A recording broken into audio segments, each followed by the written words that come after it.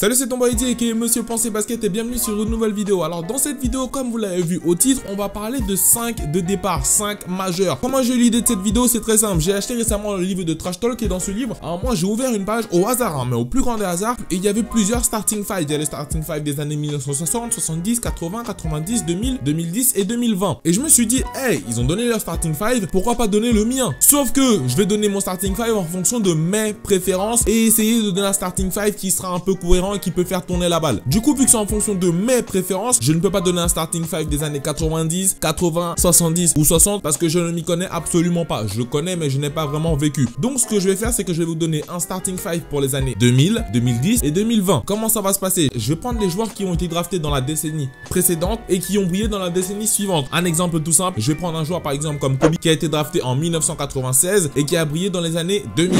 Donc vous avez compris, n'hésitez pas bien évidemment à me donner vos starting five des 3 générations, juste ces 3 générations là, hein, 2000, 2010, 2020 en commentaire. Donc sans plus tarder, allons-y. Alors on va commencer avec les années 2000. Les années 2000, c'est les années où j'ai commencé un peu à kiffer le basket avec Kobe et Shaq, le 1-2 punch, le meilleur 1-2 punch de l'histoire de la NBA. Et ça, c'est même pas une discussion, enfin pour moi. Du coup, je vais commencer à la main. Et comme je l'ai dit, je vais essayer de créer une équipe qui peut jouer ensemble, qui peut faire tourner le ballon. Voilà, pour qu'on n'ait pas juste que les superstars dans l'équipe. Enfin, il y aura beaucoup de superstars, mais les superstars qui peuvent jouer ensemble. Alors à la main, je vais mettre un Jason Kidd. Jason Kidd qui a été drafté en 1994 et qui bien évidemment faisait partie de cette dernière génération de vrais meneurs avec Steve Nash aussi, dont on parle souvent. Donc voilà, je vais mettre Jason Kidd qui pourra un peu distribuer les ballons. Allié à ça, je vais mettre en arrière, bien évidemment, qui d'autre que Kobe Bryant. Kobe Bryant qui a été drafté en 1996 directement du lycée. Il a une première saison rookie un peu compliquée, mais ensuite il s'est lancé et il est devenu l'un des meilleurs joueurs de tous les temps. Ensuite de ça, on va passer au poste d'ailier. Et au poste d'ailier, je vais mettre une légende des Celtics, Monsieur The Truth, Paul Pierce, qui a été drafté en 1998 et bien évidemment il a été champion NBA. À sa manière, il a impacté l'histoire des Celtics. On va continuer dans le secteur intérieur. Dans le secteur intérieur, en poste d'ailier fort, il y en a 3 qui sont venus dans ma tête. Il y a KG, The Big Ticket, Kevin Garnett, il y a Dirk Nowitzki, bien évidemment, et il y a Tim Duncan. Et j'ai préféré mettre Tim Duncan parce que voilà, c'est Timmy. Donc Tim Duncan qui a été drafté en 1997 par les San Antonio Spurs en provenance de Wake Forest. Il a été drafté, il est arrivé, the rest is history comme on dit aux États-Unis. Le dernier poste, le poste de pivot. Est-ce qu'on va réfléchir? Est-ce qu'on va réfléchir 2 secondes? Est-ce que on ne va pas directement parler de Shaquille O'Neal? Est-ce qu'il y a matière à réfléchir même? Shaquille O'Neal?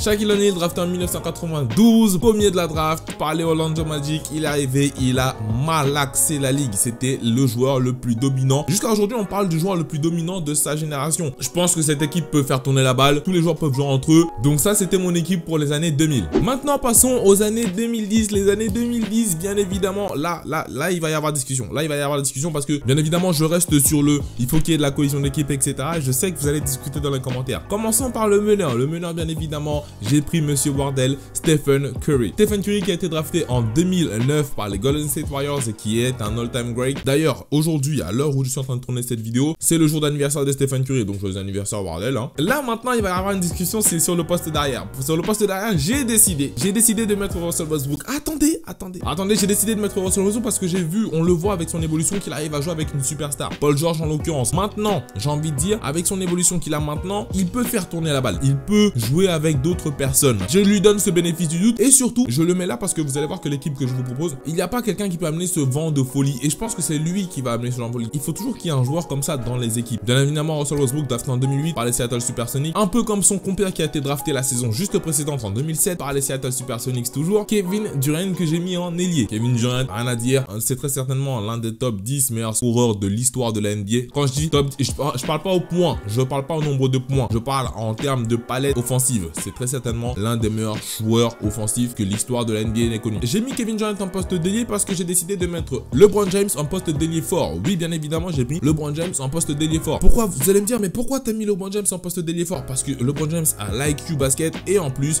il a le physique pour jouer quasiment tous les postes. Bien évidemment, LeBron James drafté en 2003. En poste de pivot, je suis allé chercher Monsieur DeAndre Jordan. Vous allez me dire, mais what? Dwight Howard, tu le mets où? J'ai décidé de faire une équipe qui peut jouer ensemble et qui peut jouer collectif. Quand tu cherches un pivot, tu cherches un pivot qui peut dominer l'intérieur, qui peut avoir un apport défensif en termes de contre, qui peut avoir un apport défensif en apport défensif et offensif en termes de rebond, en termes de placement de pick and roll, etc. Et je pense que DeAndre Jordan, tu l'associes avec LeBron James, avec Stephen Curry, avec Russell Westbrook aussi, ça donnera quelque chose de bon. Ok, là on va passer aux années 2020. Là vous allez vous dire, mais attends, comment ça l'année 2020? On est encore qu'en 2019, pourquoi tu avances dans le temps comme ça? Parce que je vois le futur. Oui, exactement.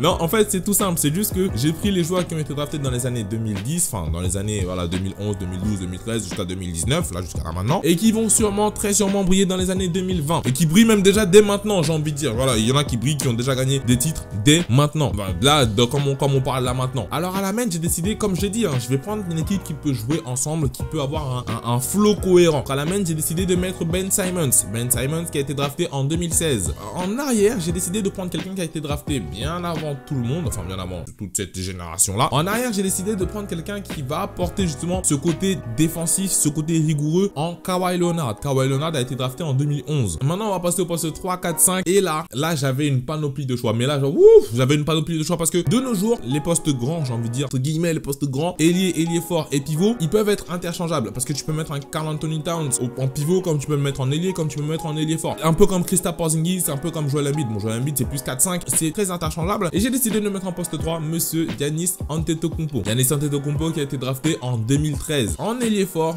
j'ai mis Anthony Davis. Récemment, j'ai vu le match Milwaukee Bucks contre New Orleans Pelicans. J'ai vu le duel entre guillemets de Giannis Antetokounmpo, Anthony Davis. Bon, Anthony Davis est en restriction de minutes avec 21 minutes, mais quand même, quand tu les voyais tous les deux sur le terrain, ça y allait, ça y allait. Maintenant, au poste de pivot, c'est là où j'ai, franchement, je pense que là, j'ai une vraie panoplie de choix entre Kristaps Porzingis, Nikola Jokic, Joel Embiid, Karl Anthony Towns et Andre Drummond. Franchement, j'ai eu vraiment une panoplie de choix et j'ai décidé d'aller avec mon compatriote camerounais Joel Embiid. Joel Embiid drafté en 2014. Alors le seul problème que j'ai avec Joel Embiid, ce sont ses blessures. C'est tout, c'est le seul problème que j'ai avec lui parce que tu vois sa courbe de progression, c'est le ciel qui va aller chercher. C'est le ciel qui va aller chercher. Il a tout ce qu'il faut. Il a le physique, il a le mental, il a l'attitude, il a le tout pour justement devenir un all-time great. Maintenant, c'est à lui de faire le taf et c'est à son corps de le laisser un peu tranquille, tu vois. Voilà, on arrive à la fin de cette vidéo. J'espère qu'elle vous aura plu. Si elle vous a plu, n'hésitez pas à lâcher des pouces bleus juste en dessous de la vidéo. Bien évidemment, à vous abonner en cliquant soit sur le petit coin là, soit en dessous de la description, sur le petit bouton s'abonner. C'était votre boy Eddy, je vous souhaite le meilleur et n'oubliez pas,